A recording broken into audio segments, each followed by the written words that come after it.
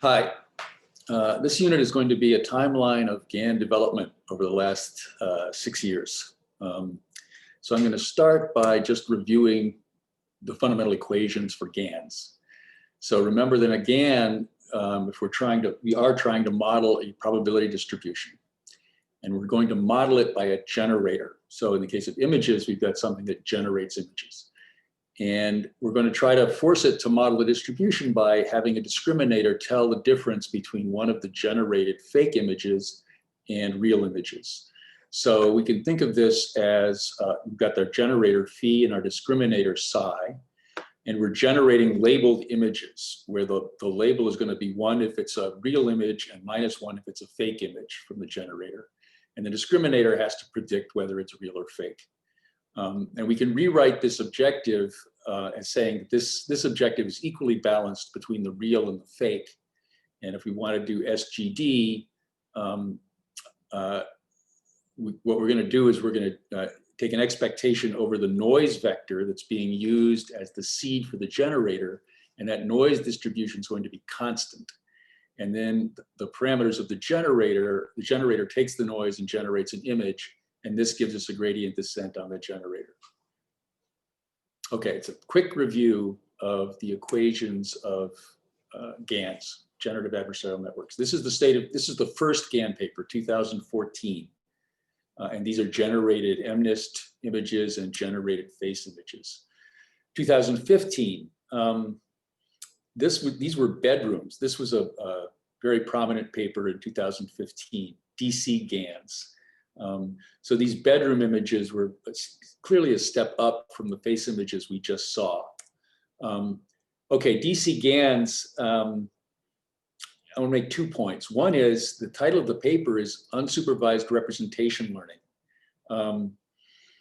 And what we can think, you want to think about this as the noise vector for the image being generated is a kind of latent variable or representation of the image being generated. And what this paper also showed is that you can do arithmetic on these latent representations. So here's a really interesting example. We take a bunch of images generated by the generator that are all men with glasses. And we look at these images, and each one of these images was generated with some seed noise vector. So I can take the average seed noise vector for man with glasses. I can take the average seed noise vector for man without glasses. So we think of these as feature representations of these images. Now, if I take the difference between these two, I should be getting a feature vector that represents having glasses. And then if I add the mean vector for woman, I should get a woman with glasses, which happens. So this is very similar to back in the day when word embeddings were trained independently of their applications. Mikolov word-to-vec system demonstrated that you could take, that if you took king minus queen, that difference vector was very close to the vector for woman. So this is a similar thing. You can take a difference and get a particular aspect or attribute. Here's another thing you can do. You can take 2 generated images. So here's an image of a woman, and here's an image of an older man. Now you have these 2 latent variables, the noise vectors that are used to generate this image and the noise vector that's used to generate that image. And I can smoothly interpolate, draw the line between those 2 vectors in vector space and march across that line, smoothly interpolate between them and generate an image at every point. And you get these interpolated images. So you see this woman, becoming, gradually being this older man. And so on for all of these interpolated images. So this was also sort of evidence that there's sort of some kind of coverage of the face space. You can go between any pair of images. Okay, now I'm going to start talking about conditional GANs. So in a conditional GAN is just like a GAN, except that we're trying to represent the probability distribution over an output for a given input.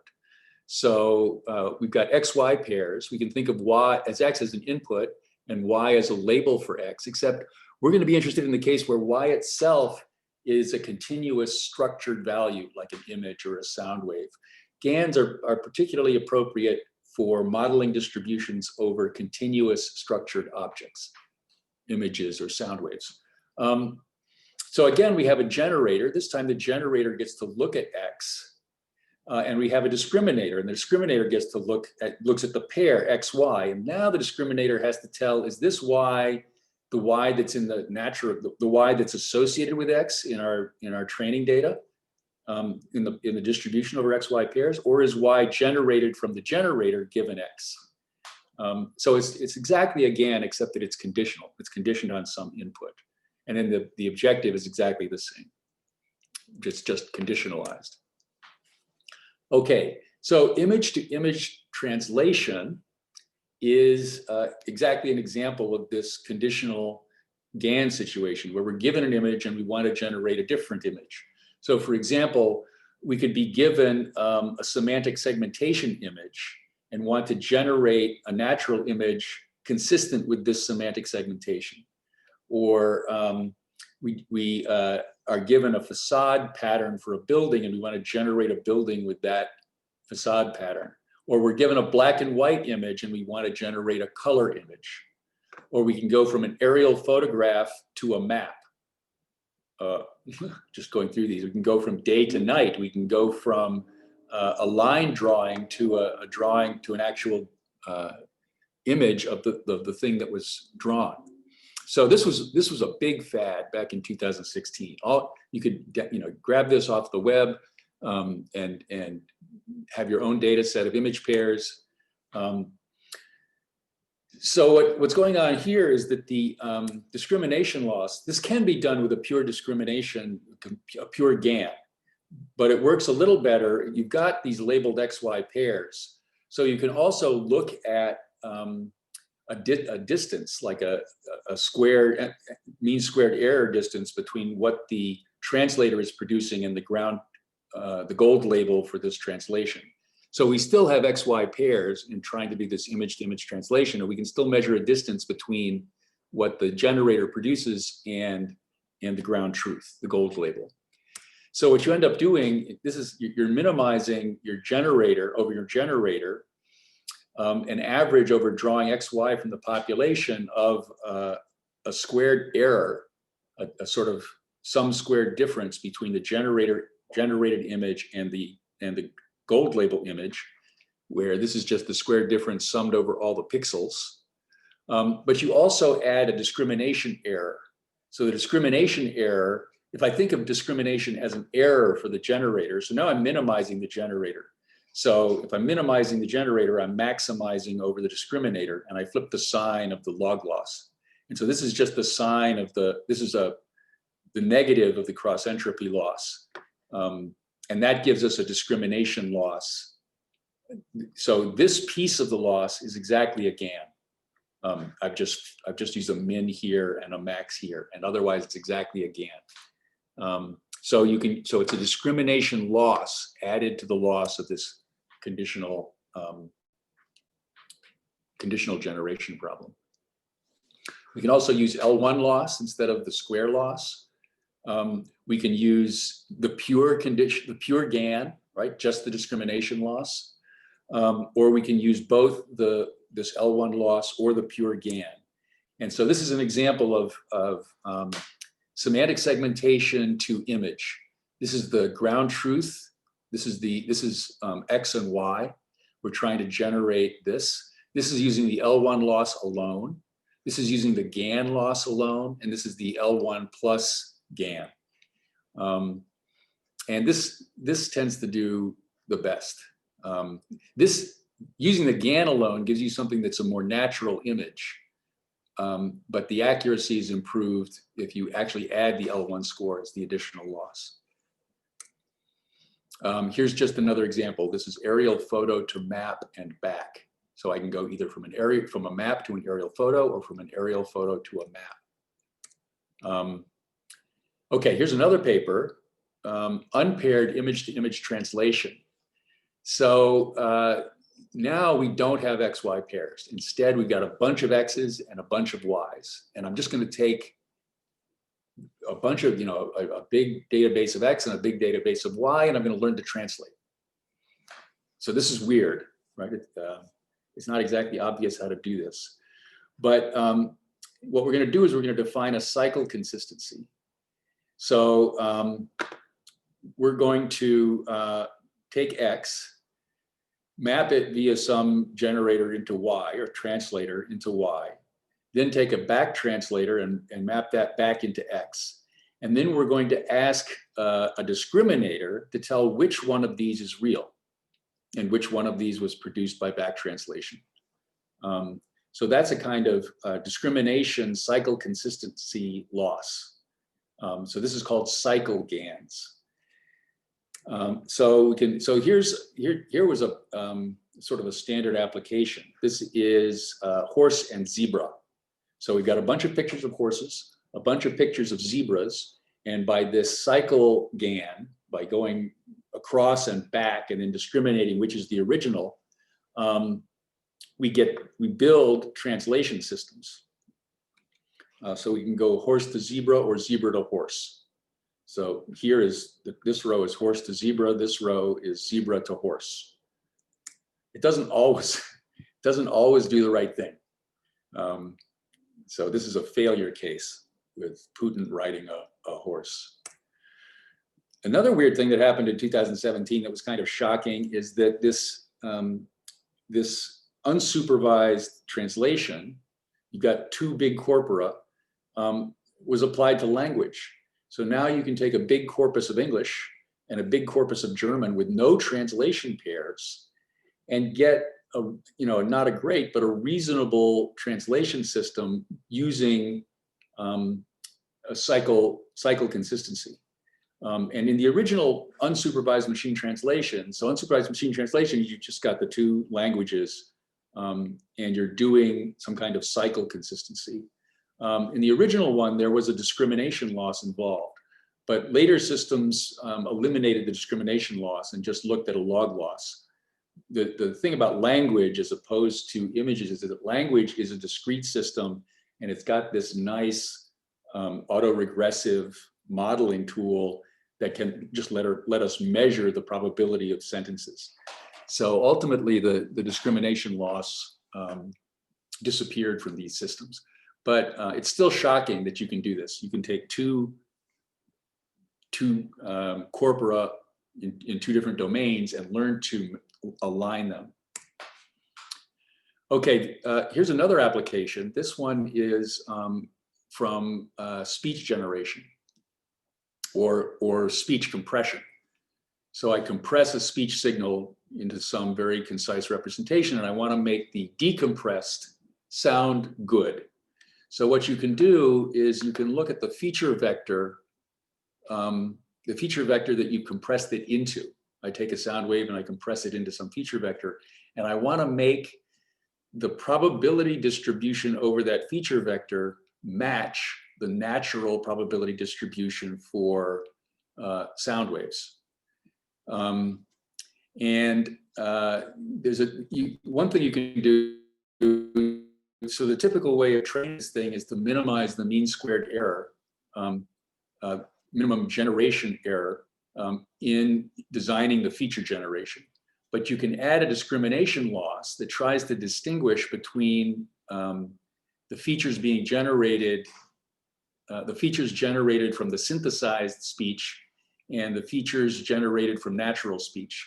You want to make the features generated from the synthesized speech have the same distribution as the features generated from natural speech. And then you can use a GAN, a discrimination loss, a GAN to try to tell whether it's natural or generated, to make the distribution of the feature space more natural, and it makes the generated speech more natural. Here's another application from 2017, adversarial discriminative domain adaptation. So what's going on here is you train a classifier, like a digit classifier, on some domain. And then where you have labeled, some labeled domain, you have labels. Now you want to apply it to something that's essentially the same problem, but in a different domain. So you might have images of digits, for example, that have very different characteristics. One is images from license plates, digits from license plates, and one might be the MNIST digits. In this picture, I think they've assumed that you've trained on the license plate data, and you want to, without looking at any supervised labels, use the system that you've trained here on the MNIST digits, which is, I mean, it's a strange way to draw the picture, but or a strange application. But what you want, so the way you would do this is you would take these MNIST images, and there's something that's mapping that up via a CNN or something to some feature representation for that image. And what I want to do is I want to apply some linear transformation or some transformation to that feature such that the features you're getting out of the target domain match the features of the training domain. So this is a domain that I don't have training on. So it's, you know, if I just do this naively, maybe it won't work. But if I map these, if I apply some transformation to these feature vectors such that I've got the same distribution as the feature vectors that my system was trained on, then when I apply that mapping, hopefully I've aligned the features and the classifier over here is going to work better. And so there's a discrimination involved here, which is you train this translator such that it matches this distribution by having a discriminator try to tell whether a feature vector is coming from here or from here. Okay. October 2017, there was a kind of breakthrough. There's a group at NVIDIA, and the lead author on a series of papers we're going to see now is Karas. And this is called progressive GANs. This got a lot of attention. This is now 3 years ago when it first appeared. These pictures so these are generated pictures. These are generated from a random noise vector. These people do not exist, except that looks a lot like Michael Douglas. So there's a question of whether it's sampling from its training data. And that, when I saw that picture, I'm immediately, that's Michael Douglas. But let's put that aside. For most of these people, you cannot identify them with any celebrity name. This is trained on the celeb high quality data set. So you've got very high resolution pictures of celebrities, and it's able to generate, you know, good looking people. These are cherry picked.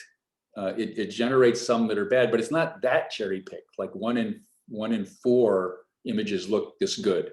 And these people, for the most part, do not exist. So there was this big news announcement, you know, this person does not exist. You know, this person does not exist. And the way this works is a progressive growing of GANs. So you train a GAN on 4x4 images. You have a generator and a discriminator, and it's just looking at this super low resolution image. Then you increase the resolution by a factor of 2, and you initialize with the GAN you built here, and then you retrain it at the higher, at the slightly higher resolution. And there are tricks to getting this GAN, this generator, to be a reasonable generator here right from the start. And then you just keep increasing the resolution to finally you get these high resolution images here. Okay, so that's progressive GAN. So that was a big deal. Let's look at, so this is faces, and everybody sort of expects faces are the easiest. Faces are sort of very regular. So doing faces is easier than doing ImageNet.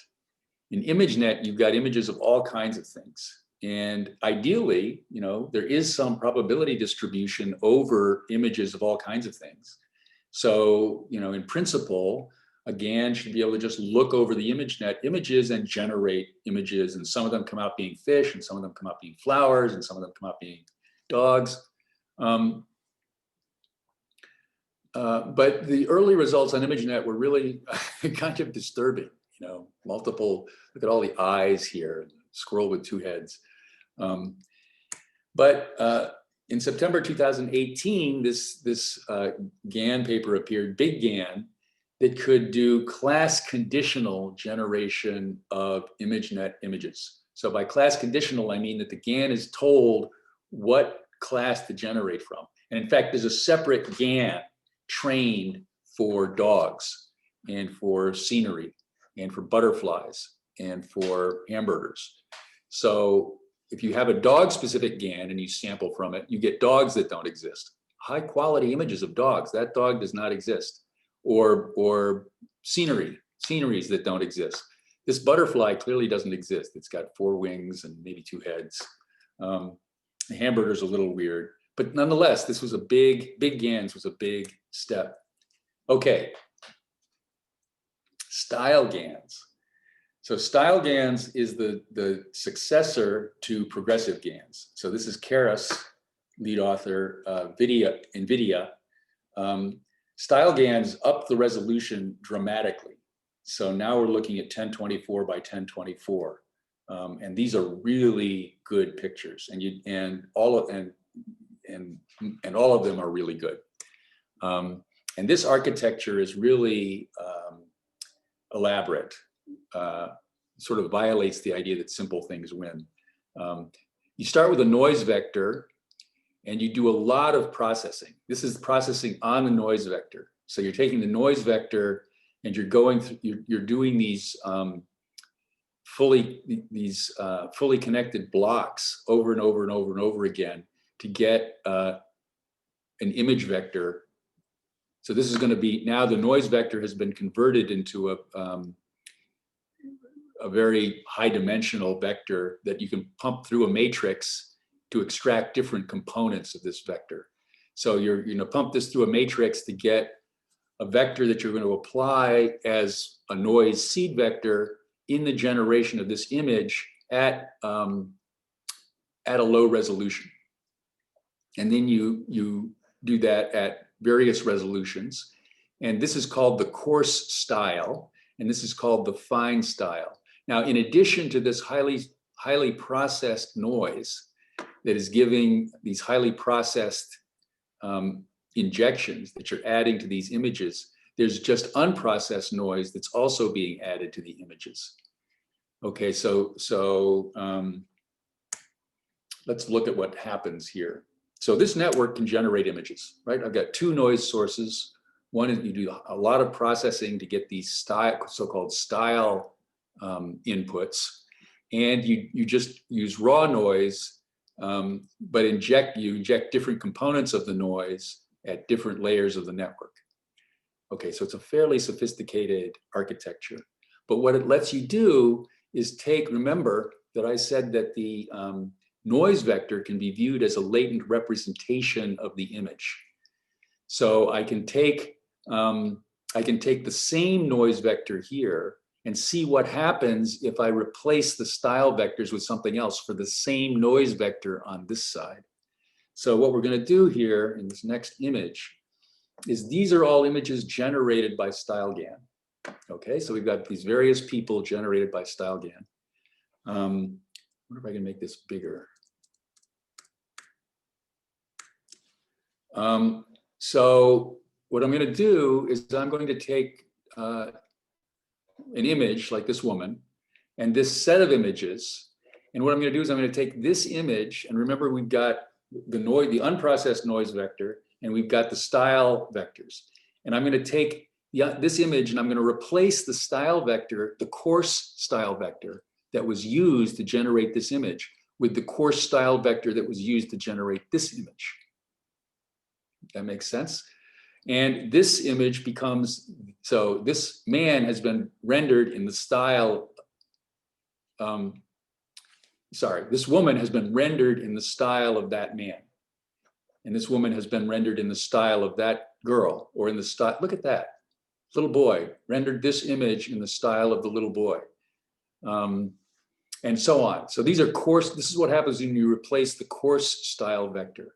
We're getting, and you can, the coarse style vector is clearly determining skin color. So we've got this image replace the coarse style with that image, and we get that. Okay, we can also replace different levels of style. This is replacing middle style.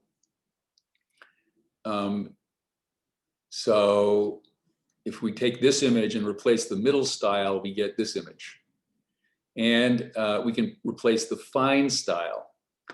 So if we replace just the fine style, all these images are going to be very similar to this, except we're getting fine details, fine style that is different.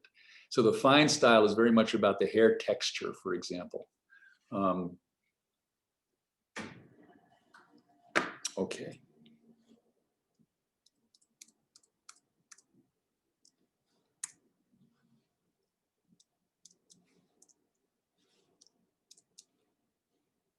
Sorry. I don't know what's going on here. Another weird thing about style GANs is the noise that's being injected is causing variation in the image, where the variation in the image is producing extremely fine structure, like the position of individual hairs in the hair. So here we've got this man's head. I'm just going to stay with a higher resolution.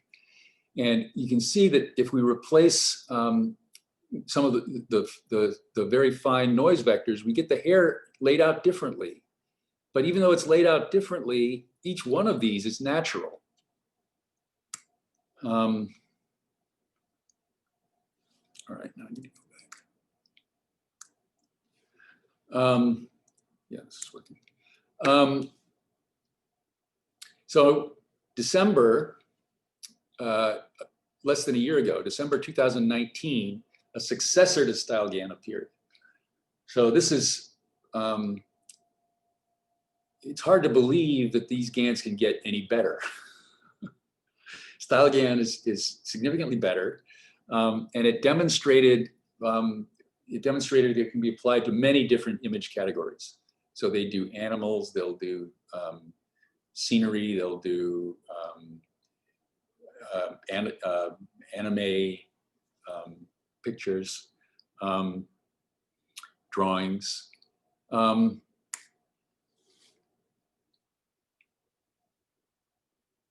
And there's this weird thing that happens. Oh, and there's a video. There are 2 videos about StyleGAN 2 that you should really watch. They're on the course webpage. Watch the videos on StyleGAN 2. I'm not going to show images. The videos are very impressive, exciting. One thing that came out of StyleGAN 2 is that, or is in the paper, which is also on the course webpage, is this method of inverting the generator. So the generator takes various sources of noise and generates an image. The question is, can I take an image, maybe an image not generated by the generator, and find the noise vectors that generate an image close to the one that I'm being given?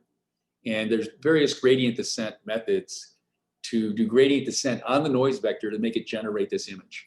And for some reason, StyleGAN 2, even though it's sort of more sophisticated, this inversion process works better for StyleGAN 2 than for StyleGAN 1, for the first StyleGAN. And this weird thing happens. Apparently, people are worried about detecting fake images. And the current state of the art is such that that can still be done.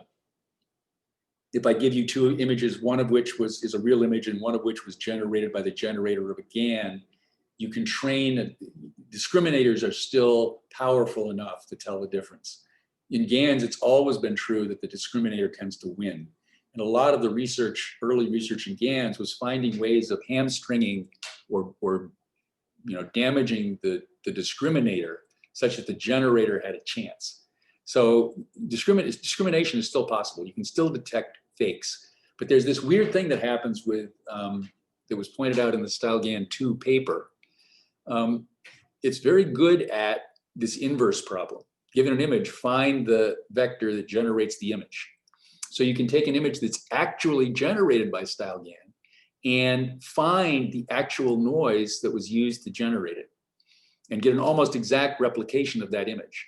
If you give it an image that was not generated by StyleGAN, it cannot get as close. So that's saying a couple things. One is it's not really modeling the distribution, because it's possible to design a discriminator that can tell. And the other thing that's more interesting is you can tell that this was a StyleGAN image, right? If it's not just, you know, that it's fake, you can identify it as a StyleGAN image by inverting and seeing that it is exactly generated by a latent representation under StyleGAN. So the space of images being generated by StyleGAN is some kind of submanifold, if you want to think of it that way, at least in the space of representations. You know, the images that are actually generated lie in some space that's very small measure in the measure of all natural images. So this is sort of related to the mode collapse issue. It's not covering really all of the images. Now, when I started talking about GANs, I sort of motivated them by the idea that we can do unsupervised estimation of a probability distribution, like the probability distribution over images. Now, in language, what's happened in language is that this language modeling, unsupervised modeling of the distribution over language models, has become the central workhorse in approaches to language processing, machine translation, GLUE, general language understanding evaluation.